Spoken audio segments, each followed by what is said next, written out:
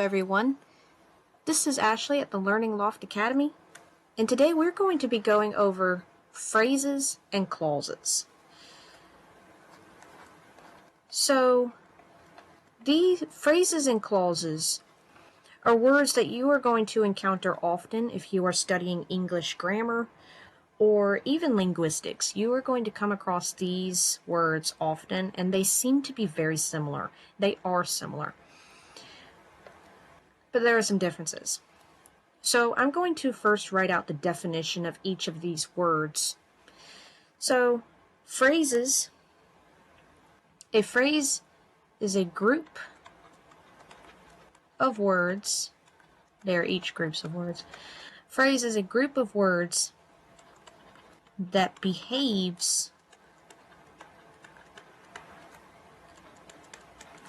like a part of speech.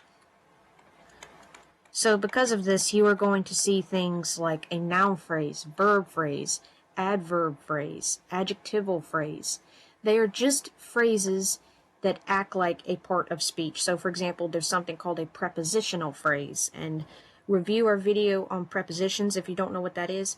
If you're watching this video, I'm assuming that you do know the basic parts of speech, but if you don't, then refer the preposition video we have, because I'm about to use an example of a prepositional phrase. And if you don't know what a preposition is, you're not going to understand this example. A prepositional phrase is something like to the market. To the market. Like I'm going to the market, or I'll see you at the market. To is the preposition, but it is involving market, and the is just the determiner that's coming in between. We have it also called an article, and we have a video on articles too. So this together is a prepositional phrase, and the word market is actually called the object of the prepositional phrase. Prepositional phrase is often abbreviated as PP. So this is a prepositional phrase. A noun phrase. You might have a noun phrase, and that might be something like the playful dog. This is a noun phrase. We have a determiner, or an article, the, and then we have an adjective, playful, that is describing dog. And the reason why it's lumped in with it is because a noun phrase is including the noun plus any of its modifiers. Right? So that's kind of the more in-depth definition of what a phrase is. It's including a part of speech plus its modifiers. The is modifying market, so is to. And to is the primary word here. It's a prepositional phrase. This is a noun phrase, which is just going to be abbreviated as MP. If you ever see, which you probably wouldn't see this unless you're looking in like a linguistics textbook, but if you ever see two capital letters and a P is the second one, that's probably going to be a phrase of some type. Alright. Like you might see VP. That's a verb phrase. So that's what a phrase is. It acts as a part of speech. Notice. Notice, notice, notice. This is very important. Phrases, they cannot stand on their own. To the market, the playful dog. These cannot stand on their own. They are not sentences, and they never will be. That sounded kind of depressing, but they will never be sentences. They are just phrases. If you try to have them on their own, then you have what's called a sentence fragment, and that is not grammatical. Clauses. This can get a little bit more complex because there are two different kinds, independent and dependent. But let's give the definition. A clause is a noun phrase, but not just a noun phrase. It is a noun phrase plus a verb. Plus a verb. Another way of describing this is it is a phrase that includes a subject and a predicate. What are these? A subject is basically your noun phrase Predicate is going to be your verb phrase. A predicate is not a verb, but it includes the verb.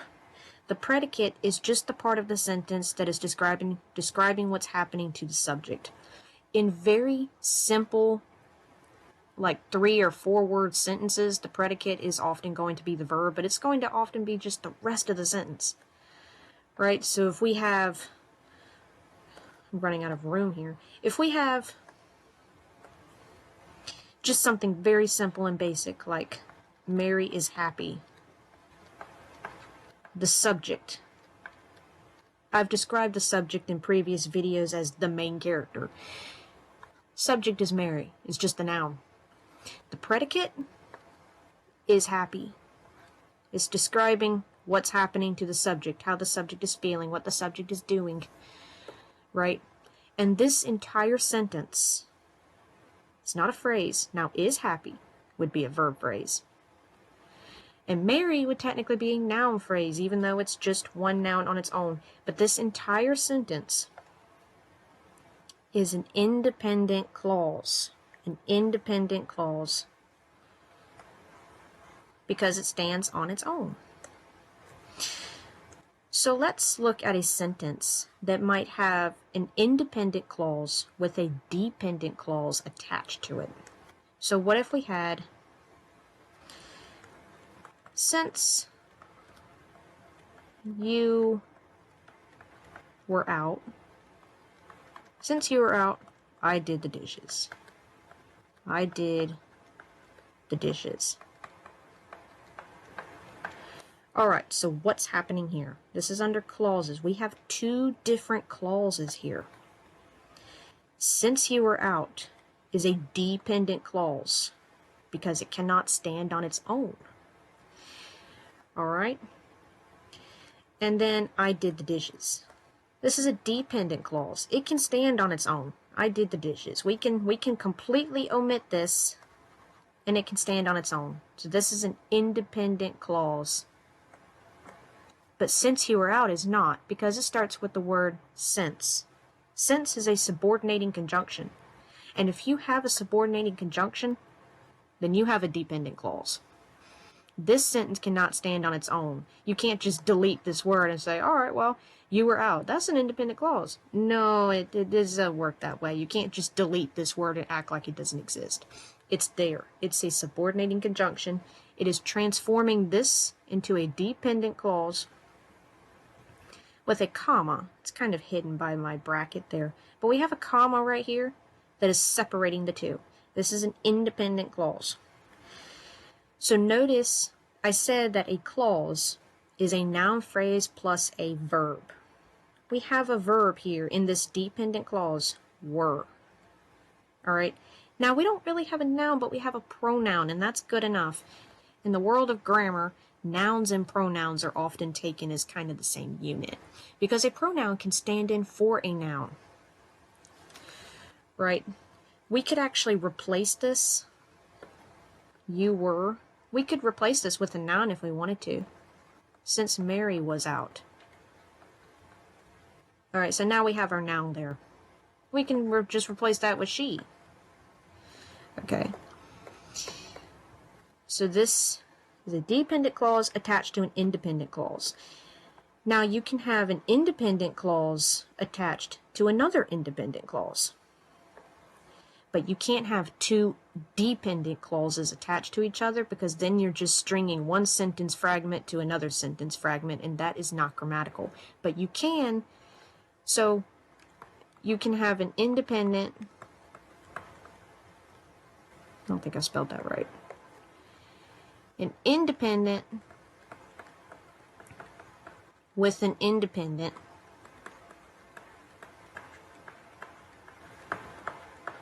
And you can have a dependent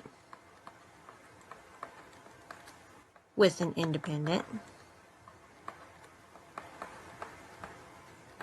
But you cannot have 2 dependents strung together. And that's it, with no independent. This is not grammatical, and it never will be.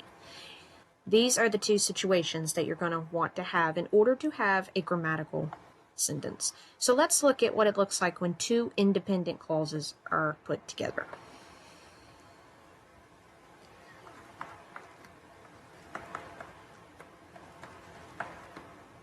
We'll still stick to the same theme we were going with.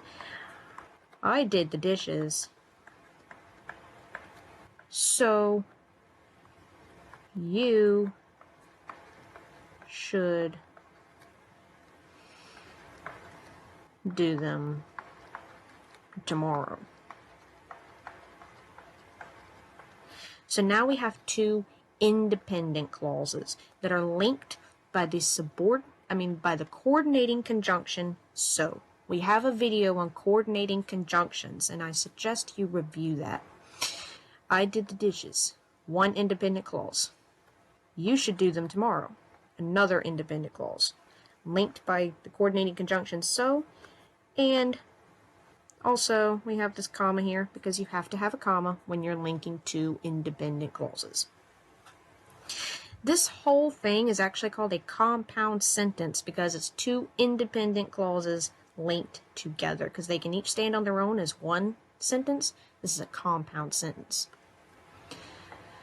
So that's the difference between phrases and clauses. If you have if you have questions about the examples that we used, then ask us in the comments, and we will get to them as soon as we can. Until then, that is it for this video, and I will see you in the next one.